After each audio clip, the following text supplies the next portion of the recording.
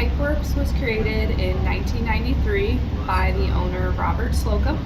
He started the business out of his vehicle and then started a brick and mortar and has been in the Warren County area ever since.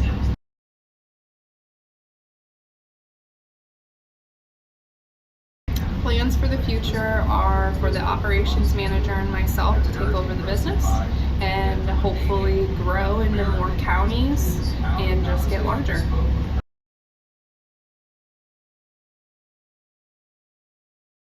So I actually nominated my husband for this award just because he's put so much time and effort into Pipeworks. He really works 24/7 at making sure that every customer is taken care of. So I really want to thank him for that, and also everyone that we currently assist. The Warren County Economic Opportunity Council has been great to us, and we actually help a lot of people through that as well.